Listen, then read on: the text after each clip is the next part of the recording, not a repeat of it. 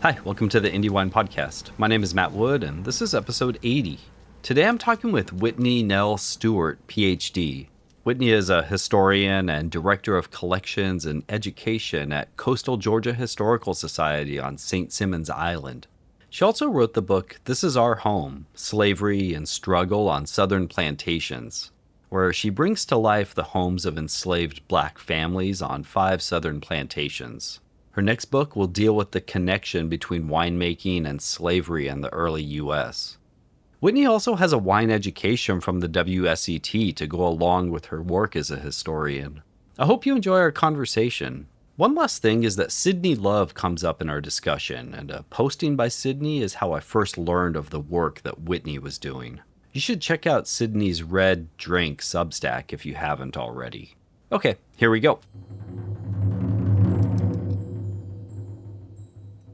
I'd love to hear how you got started in your line of work and research, kind of what your background is. Yeah, so I'm a historian, which some people don't think is an actual job, but it is.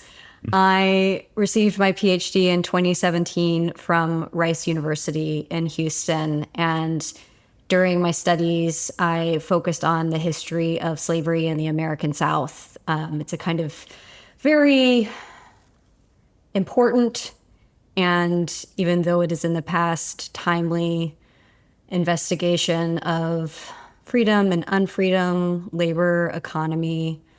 And I focused my work then and after, while researching for my first book, on the idea of home and the physical elements of home within the confines of the institution of slavery. And so I was really interested in what happens on plantations for enslaved people and enslavers to try to create a sense of home.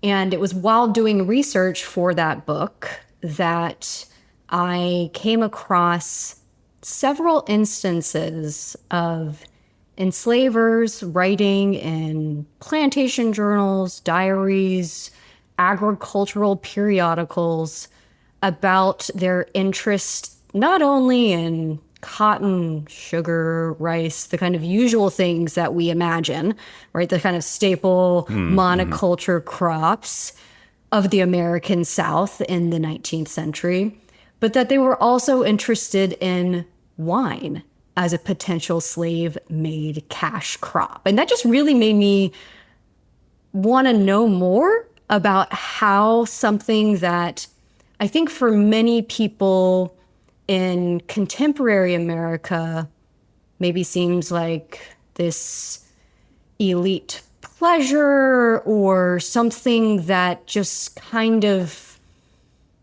is unconnected from the agricultural labor we associate with slavery, how something like that could be a focus for at least some of these enslaving Americans in the past.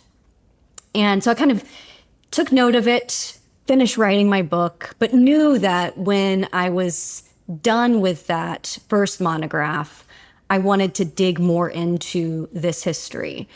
And this is a scholarly pursuit, but it's also a passion project in a way, because I have been interested in wine for a very long time as a consumer, but also just as a kind of cultural product.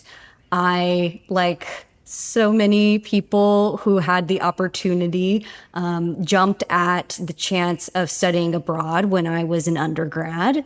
And I went to Lyon, France, and was astounded by what wine culture could be outside of the United States. And from that moment on, just had to learn more and drink more and talk more with people who know about wine and make wine. And so really from that forward, I just wanted to think about how maybe I could merge the scholarly work that I have done with this personal interest. And then this topic came about. And so it's been quite the journey. I'm not out here trying to cancel wine by connecting it to slavery. My father joked with me that, as a historian, I'm just constantly trying to show how bad everything was. And that's kind of true in a way, but really it's exploring and exposing the American past and all of its beauty and all of its faults so we can better understand where we got where we are today. Because I don't think that the post-prohibition wine industry is completely disconnected to that which came before. And so in your first book, you have a chapter on James Henry Hammond. Is he kind of the first one that you started coming across winemaking using enslaved people? Or is it more towards the founding fathers or something like that? It was honestly James Henry Hammond who, for those who are not in the know, is one of 19th century America's greatest villains and is truly a despicable human that is also an important part of the American story. If you've ever heard the term cotton is king, King Cotton, that's him. He's the one that made that phrase famous. He was this pro-slavery ideologue, was fighting in Congress right at the outset of the Civil War and really was pushing this racist ideology that undergirded American slavery to its most extreme level. And while he is in Congress giving speeches about how Black Americans are naturally fit only for agricultural labor, that is the base upon which white civilization can thrive, as he described it, this mudsill theory that he creates, as he is in the halls of Congress, he's also in his spare time writing to his sons and to others back in South Carolina, checking in on the status of the vines. He is, what part of his brain is on slavery in a macro sense, but then there's this very deep connection he feels back to his plantations in South Carolina, and he's always wondering what's happening there, not just what's going on with the cotton or the corn. He becomes obsessed with making wine in the late 1850s and early 1860s.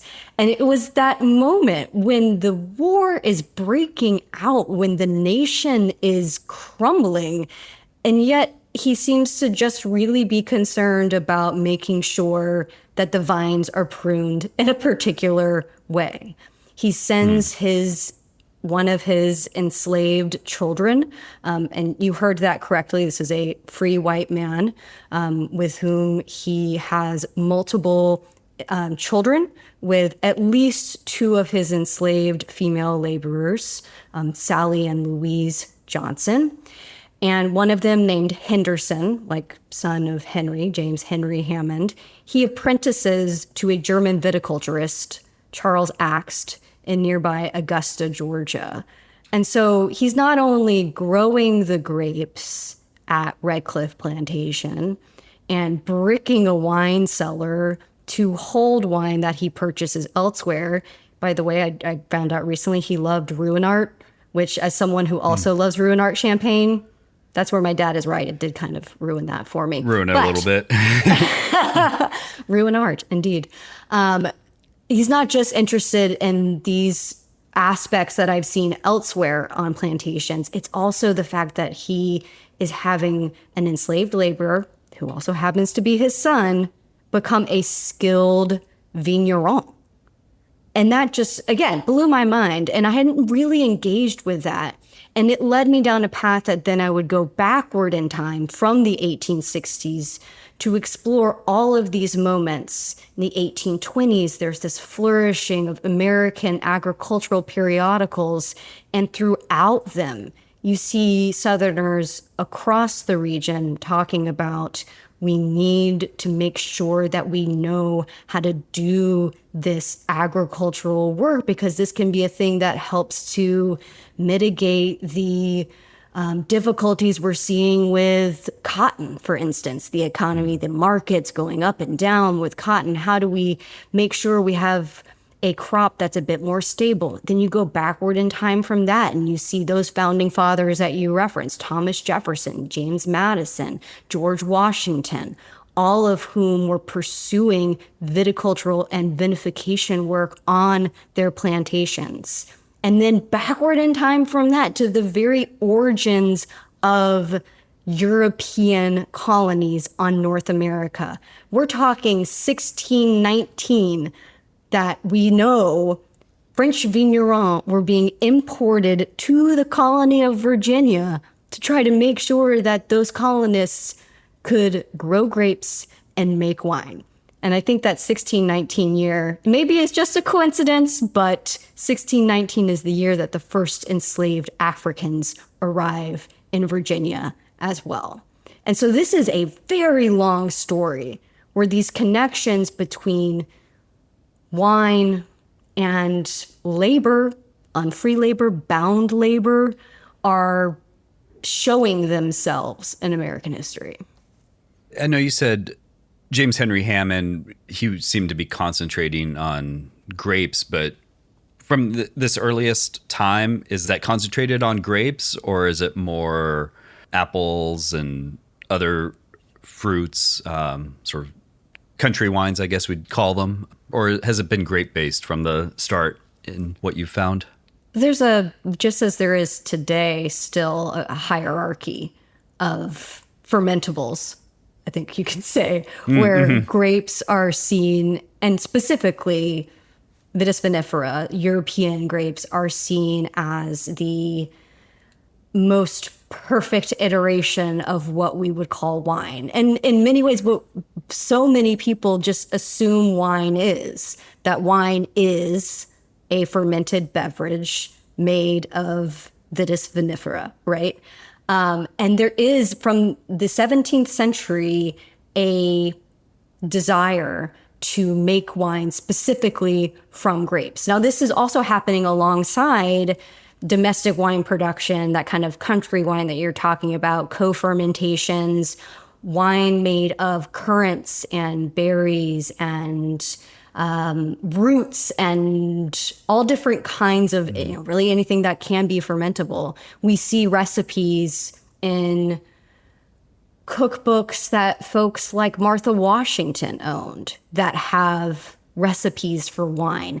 But that is seen as distinct and in some ways inferior. In many ways, it's described as a kind of female creation, that women create this wine that's more domestic, more country, not as highly desired, or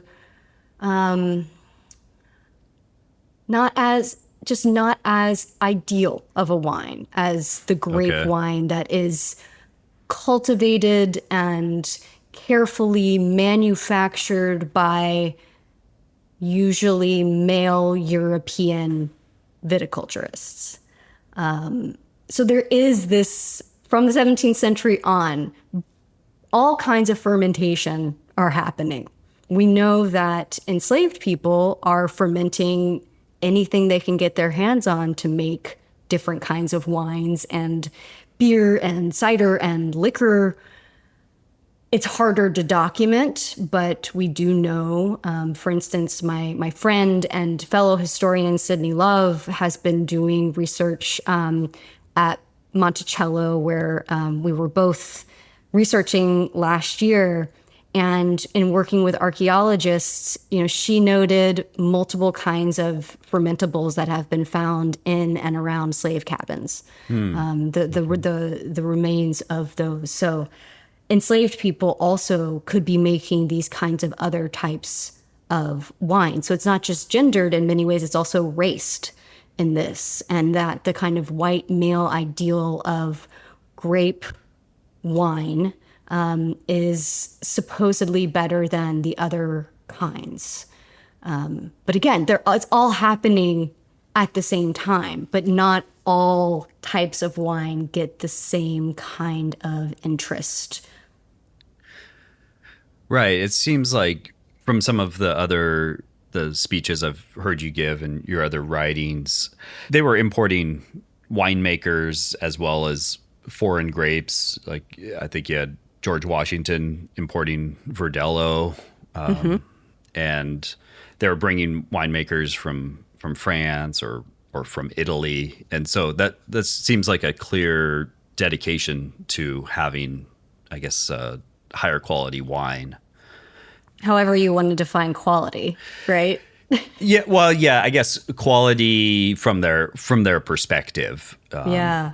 Yeah, and this is part of what's so interesting about the American wine story is that European grapes can't work here. And by here, I mean everywhere in what would become the United States outside of California for until really modern science gave us the resources and equipment to be able to mitigate climate, pests, animals, etc. In Virginia, in the Carolinas, in Georgia, in Maryland, all the way to Missouri, European grapes were just floundering for centuries. And they couldn't figure out why. And we now know today it's a mix of all kinds of issues. But native grapes are plentiful. Even today, you see in the forests of Virginia, down here, and I'm in Georgia. Mm-hmm. I'm on St. Simon's Island. I'm on a barrier island, and there are grapes all over the place. Native grapes were this potential. It had so much potential. I mean, you can imagine being an Englishman stepping on the Virginia soil for the first time and looking around and you see grapes everywhere and you think, okay, this is a natural resource that we might be able to utilize to make wine, make money. This is going to be great. Well, it just so happens that those are completely different species than European wine grapes. They taste different. They act different when you ferment them. And they produce a wine that these same people who think that, other kinds of fermented beverages are not as good as wine also complain about that muskiness, that foxiness. They just can't get it to taste the way that they want to. So it's this constant battle on especially the East Coast to try to make wine that tastes like what they want it to be. And yet, what I find so intriguing, this is the same moment that some of these same individuals are trying to figure out what a unique identity of the United States means, right? What does it mean to be American? Mm-hmm. In contrast to what it means to be English or European. They want to be unique. They want to be different. And yet, all they want is that European wine taste. They can't think of something that doesn't taste maybe a little bit different. Now, it will actually be hybrid grapes that make the American wine industry take off in the 1820s and 1830s. So it will be that melding of European and American together that gives Americans enough of the right taste to be able to roll with it. Yeah, one thing I found interesting, I guess, with the Hammond story in particular was just how sort of late he was making wine, and you kind of see the California wine industry starting up at about the same time that Hammond was going. And I found that interesting because the California wine industry, it was never, I guess, a foregone conclusion that it would succeed. Mm-hmm. You had Ohio and Missouri, and you had other places really kind of that were at the forefront for a while. And so California was, starting up here. Yeah, I just found that interesting, kind of how late in the game sort of Hammond was with it. And it continues in the American South long after Hammond is gone.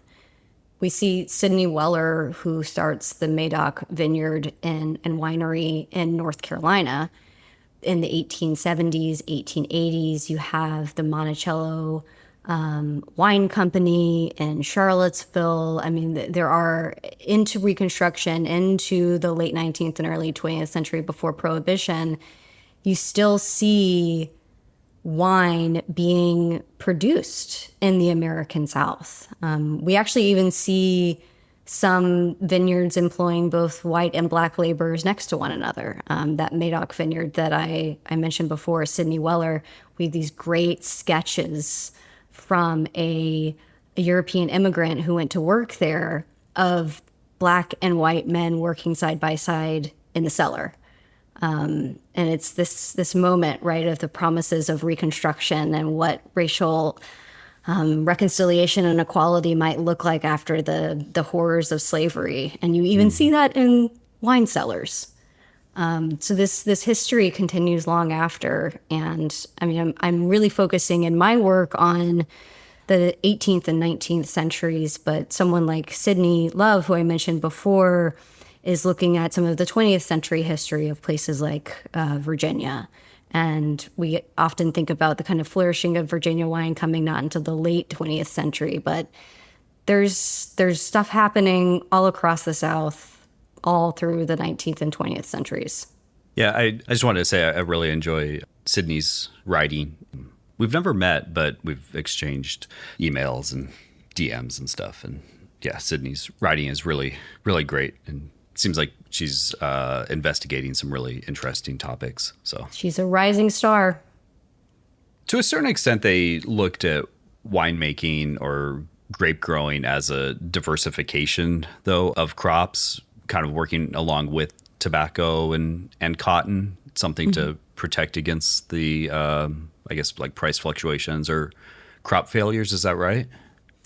Yeah, some at least. That's often an argument that is made in favor that the agricultural schedules and the kind of work that is necessary at certain times versus others makes wine a good companion to something like cotton or sugar, although sugar is usually in much more tropical areas, but definitely cotton.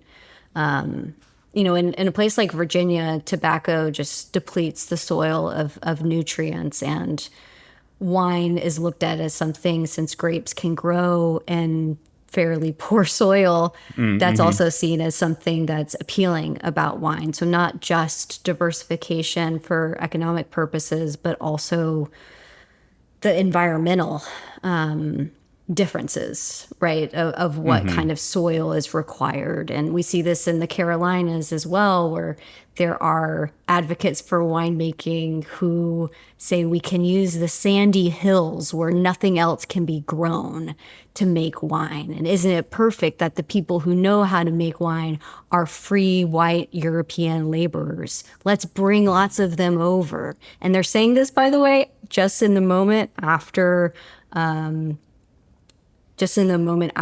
different slave rebellions, and because they're worried about the safety and security of different states, and so they argue for the need to bring in more free white, to increase the free white population.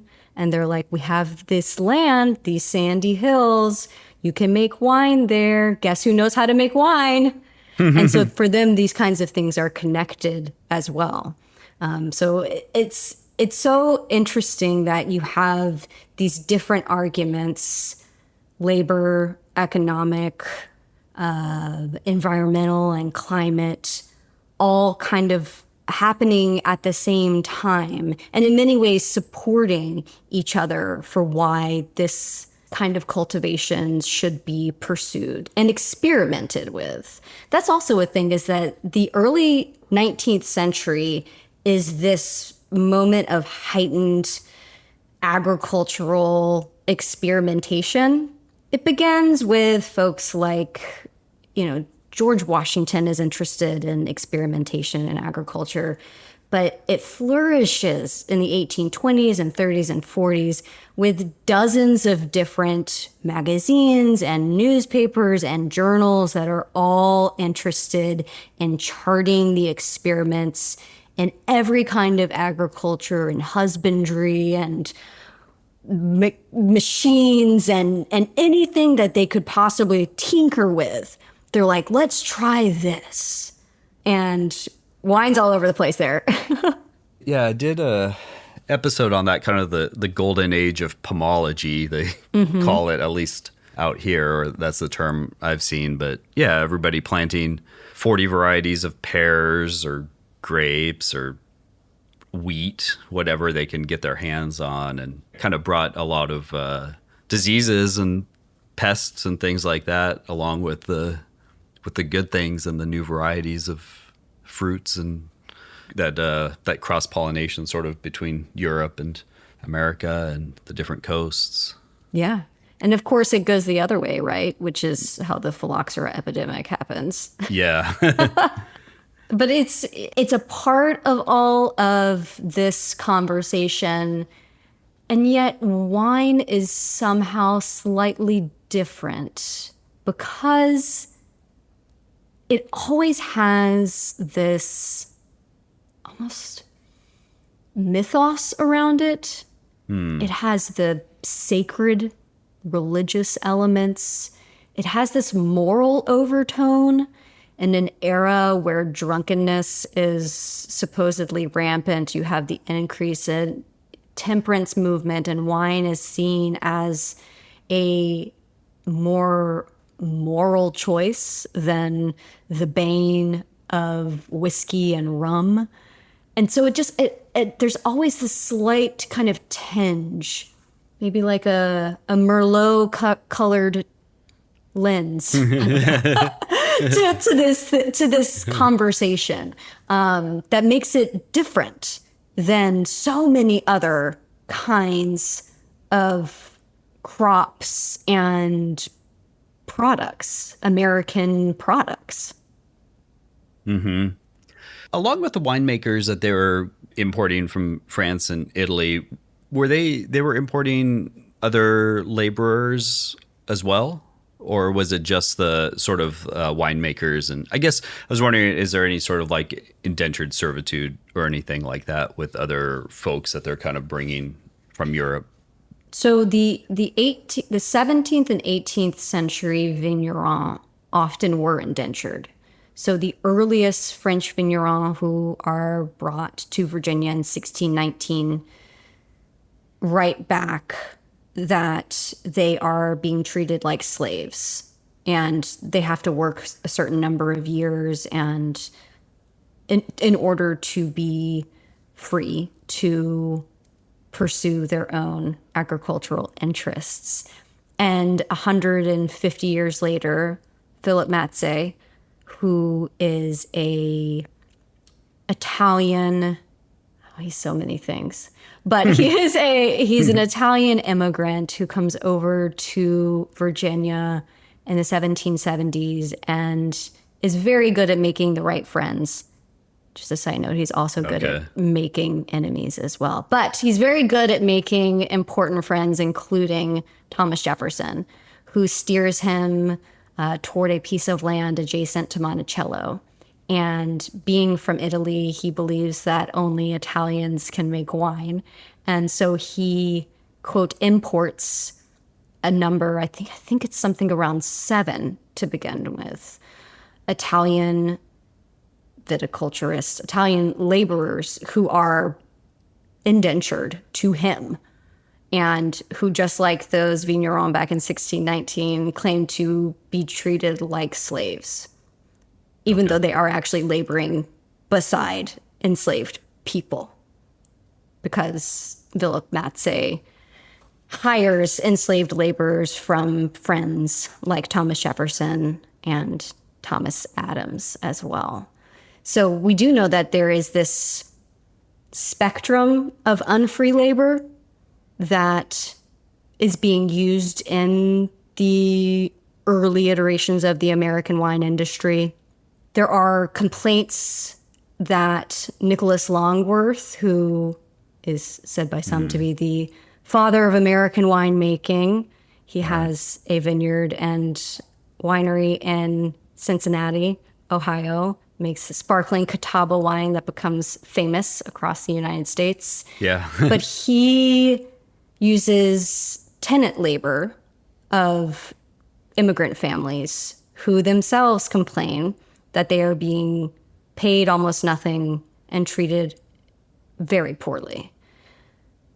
You know, we can link this to contemporary labor practices in vineyards if we want to. I'll let, since I'm the historian, I'll stick in the past. But there is this very deep link between various kinds of unfree labor and American wine. Yeah, and I guess probably the historical version of it here in California would be the Native Americans and working first for the missions and then for the Californios, and not too much changed for them between, after the missions were secularized as far as the unfree labor. Mm-hmm. Yeah, so you have a different kind of indentured servitude that is happening with indigenous labor in California. It's something I'm certainly interested in. I haven't read as much about it, but I can't help but think of its connection to what's happening on the other side of the country at virtually the same time.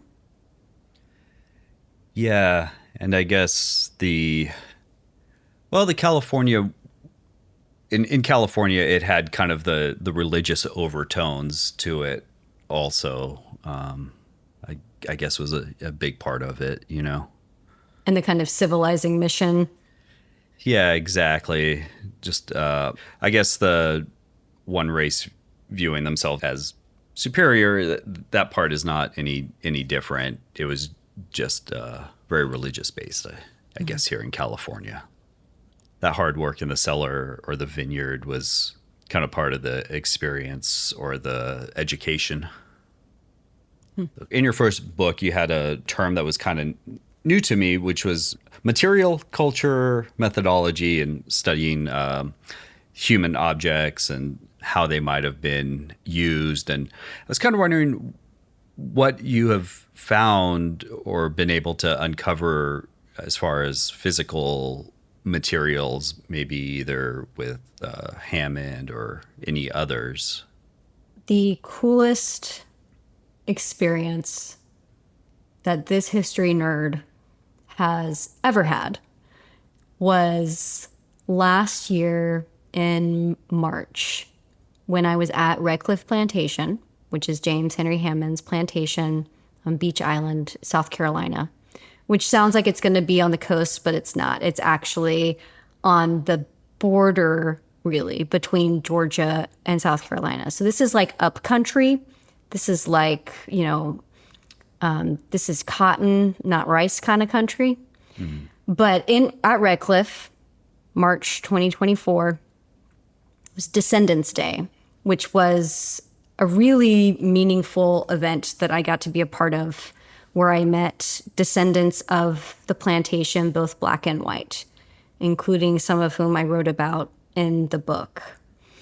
During this week of descendants and other activities, they were hosting what's called an archaeological field school, where archaeologists come to do a dig in very kind of discrete locations for a short amount of time to try to find as much as they can in that particular area. And when I was standing there with several local HBCU students who were on spring break and were engaged in this field school, they found the location of the brick wine cellar. Oh, wow. I was there when they found the bricks, and awesome. I saw the wine glass shattered all around it. I got to take home a piece of the brick. I didn't steal it, I promise. But we were able to then, I went into the Welcome Center and I got on what's called a microfilm machine, which is this ancient, large piece of technology where you put microfilm reels that hold hundreds, if not thousands, of pieces of primary source material, depending on, in this case, it was James Henry Hammond's papers. So it's, these kind of photographic reels that are very small that allow you to be able to access lots of information, taking up only a small amount of space. So I get on the reels and I'm going through them and I find where James Henry Hammond is instructing his enslaved laborers to dig and brick the wine cellar.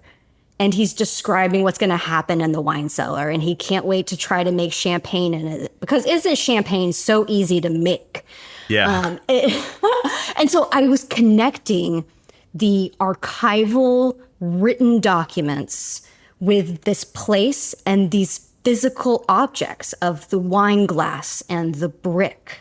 And it all just kind of came together to give me a sense of what that part of the winemaking process and that place within the winemaking process was like.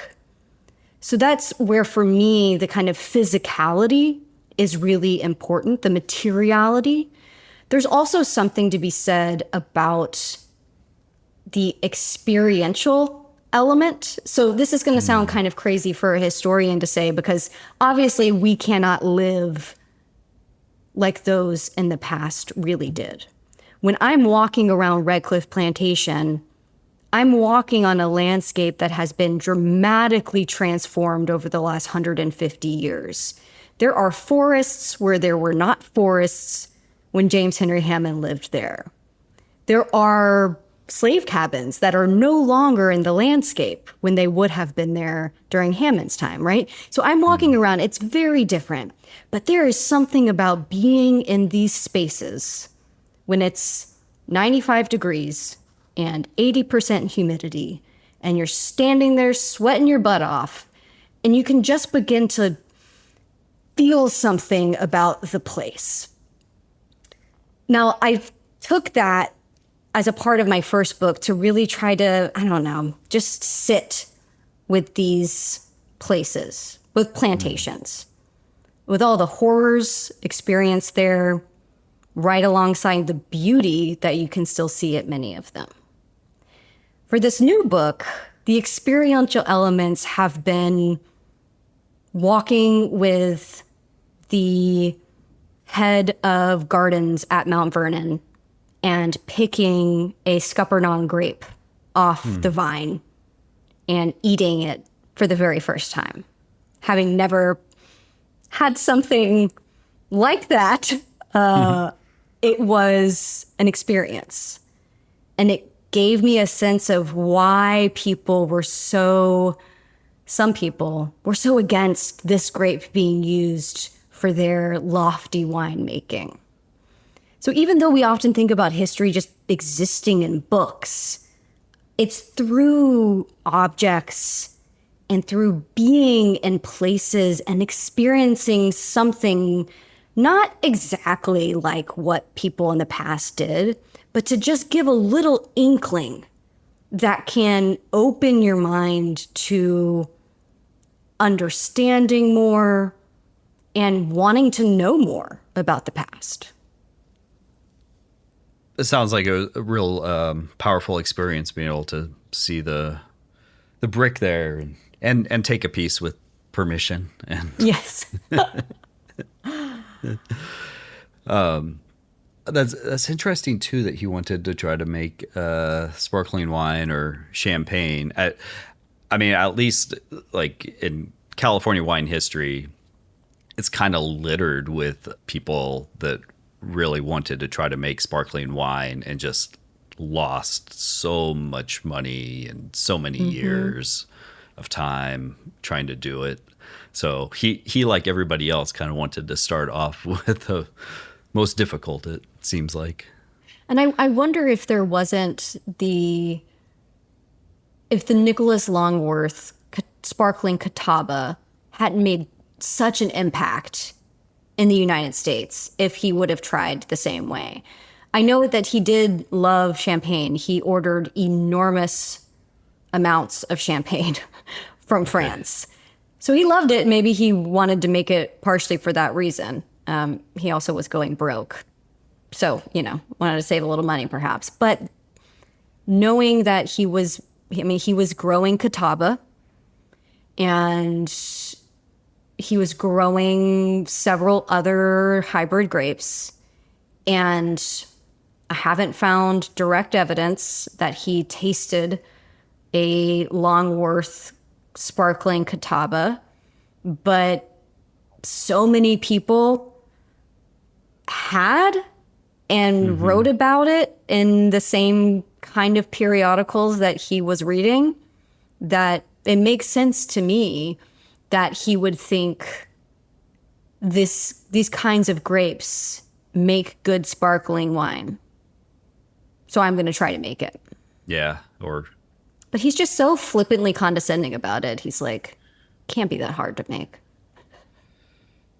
Yeah, well, he sounds like a pretty horrible person all in all, so.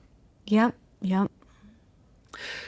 His papers must have been fairly well preserved for you to be able to have so much information about him, though. Oh, yes. And that we have far better documentation and records of white enslaving Americans than we do of black enslaved Americans. So when folks ask me about what enslaved people were drinking, were they drinking wine? Were they making wine? It's not as easy for us to point to something written down and say, yes, we know because here they're talking about it. We have to look at other kinds of primary sources. And sometimes we have to think about those sources differently. So we know, for instance, that James Henry Hammond wrote about several of his enslaved laborers who kept breaking into the cellars. Now, ... they're drinking the wine. We know that they're drinking the wine. We also know that some were selling wine to try to make a little extra money. Oh, okay. So you have to read between the lines. You have to think about you have to know the traditions, right? And this is where oral history, family histories are so important. The historian Nia Bates has talked about how her family, she worked at Monticello for many years. She's now a PhD student at Princeton. Her family at Monticello and after Monticello were making all kinds of different non-grape fruit wines. And so we listen to the stories that people pass down. We listen to the recipes that are passed down generation to generation. And then we think back, well, if they knew how to do this in 1880, why wouldn't they know how to do it in 1850 or 1820?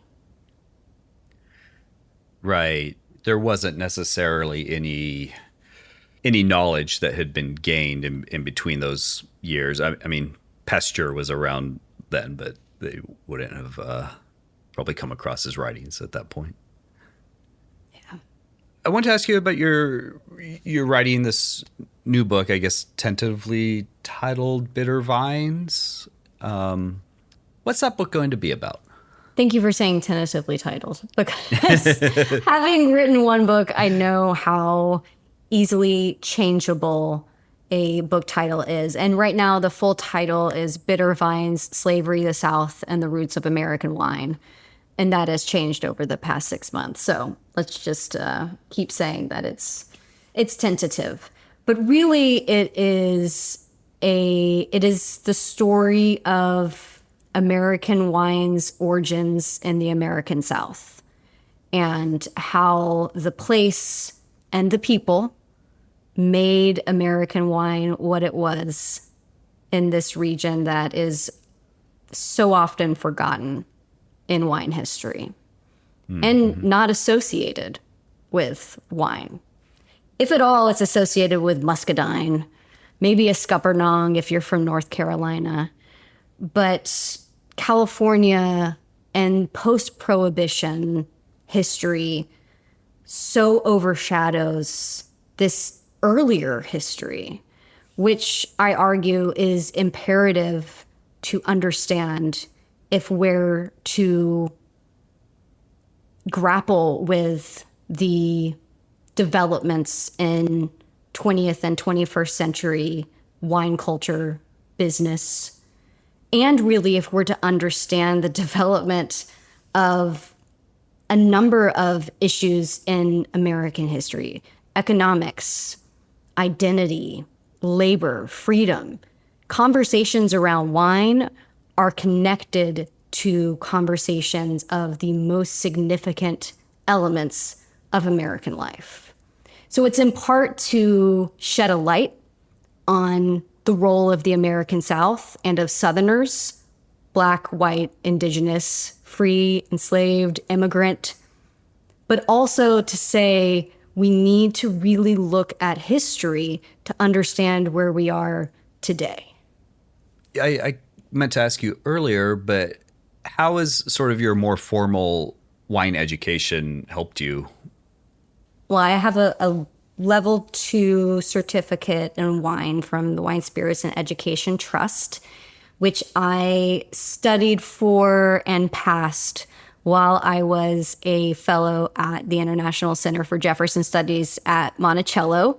So that was a wonderful bringing together of the two sides of this process. I was in the archive researching while also deepening my understanding of winemaking and of wines in general.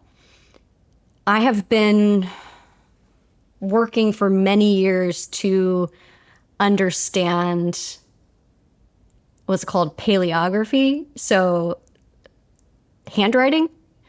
When you are a historian of anything before like mid 20th century, you have to be able to read horrific handwriting. And I've gotten pretty good at it.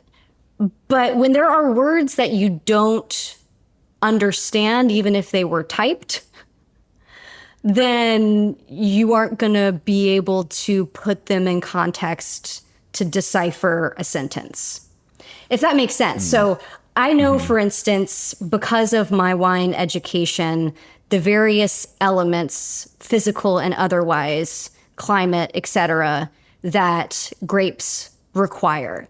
And they are and have been the same forever. And so when I go to look at the written record in the 18th and 19th century, there are mentions of trellising. And I wouldn't have known what trellising was without my formal wine education.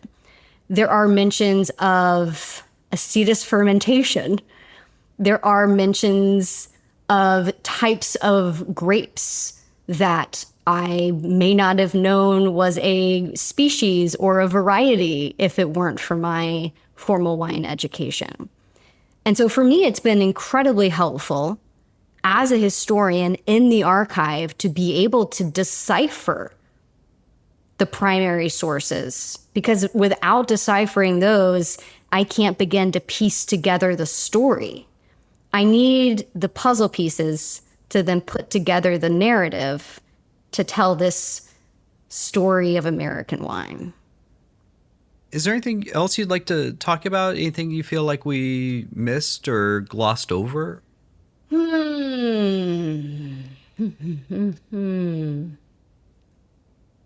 I think one thing that I have been pondering is the role of government in the development of American wine. There are moments of intensive private investment in various viticultural ventures, but there are so many times when state before that, colonial governments, and the federal government are involved in encouraging the development of American wine. And of course, we know this with other industries. We know this with cotton. But there was just something about various parts of the American governmental system saying, yes, wine is important. We're going to back this. Maybe not as much as some would want, but we're going to back this. And sometimes that meant we're going to give money for the purchase of land, for the purchase of equipment, for the purchase of laborers.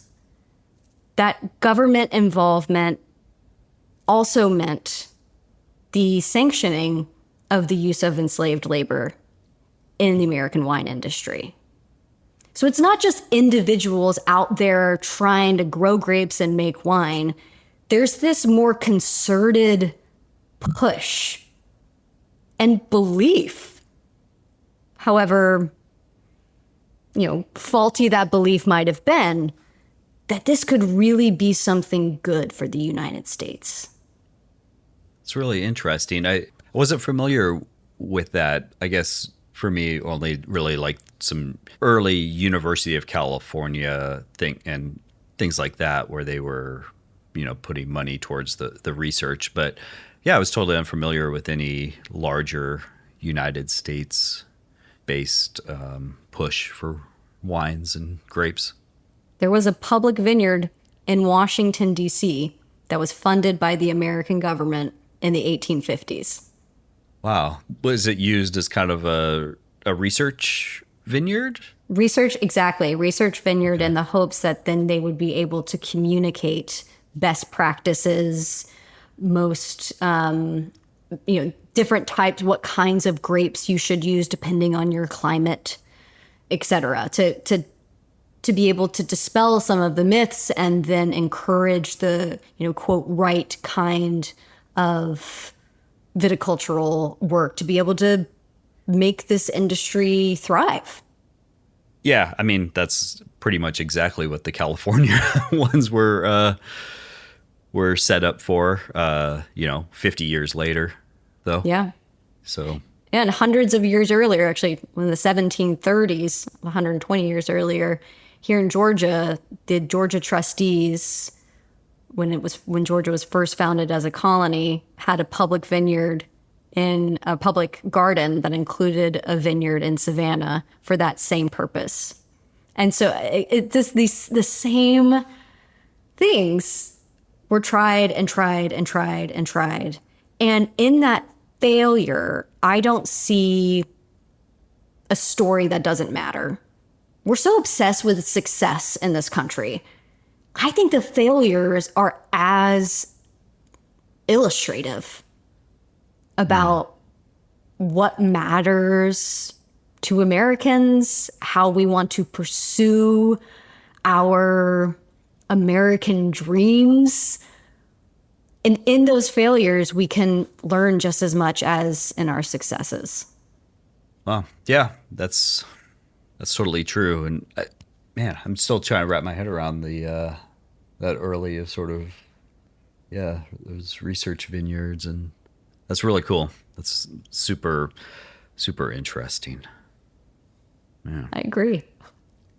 Thank you so much. I really appreciate you taking the time with me today. Absolutely. My pleasure. And I want to know one more thing, which is, what have you been drinking recently? Well, I'm moving, so much of my wine is packed up at the moment. Tragedy. But I still have some out. So we drank a really nice bottle of California sparkling wine from my friend Tom at BXT Wines when we started to move stuff over to the new house. It was a good christening wine. And my friend Brent from Stagiaire Wines, I've had some of his wines have been out and unpacked, and I've had those also. Nice. Yeah, besides those, I guess some of my homemade wine that I do every year. And then I kept a couple aged Zins out. And yeah, Loella wines. Who's somebody I'm going to have them on the podcast soon, but had a really nice tasting of those recently. Also, I tend to be California heavy with wine. Okay. Partly just I'm from California, born and raised, and local food and everything's always been very big here. Not always, but in my lifetime. So when possible, I like to stay that way with wines, and so mostly California. I enjoy when I get to my wife has some cousins though in Virginia, and I enjoyed trying the Virginia wines when we get there. Yeah, that was my summer since I was in Charlottesville for 2 months, was just trying to get around to as many wineries as I could, get a sense of what's happening. The Petit Manzang it's all over the place, and I had never even heard of it before I got there last summer. So I drink a bit of that. But yeah, I'm a fan of that Virginia wine. And I think Petit Manseng, that's going to be a really important grape with climate change, I think, also, because it really holds its acid well. It does. I think we're going to see more of it planted in California. There's some here and there, but it's still pretty rare. But I think you'll see it a lot more in the next 10 years or so. Yeah.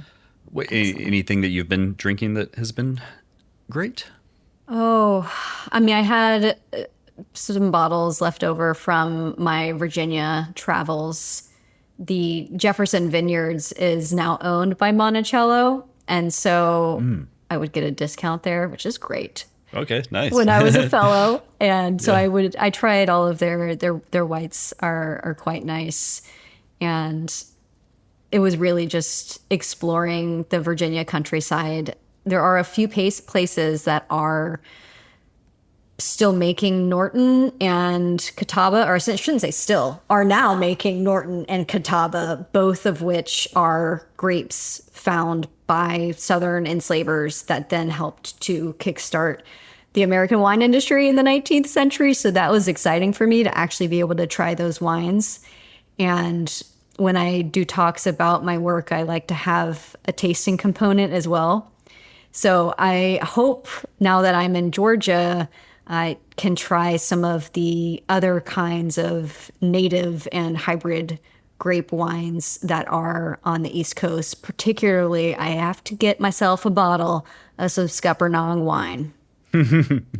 I cannot wait. I don't know which winery it's going to be, but it's going to happen soon because I just read about it so often, and I want to get a sense of what it might have been like, knowing, of course, that it's quite different than it would have been back then. But yeah, that's my wine goal at the moment.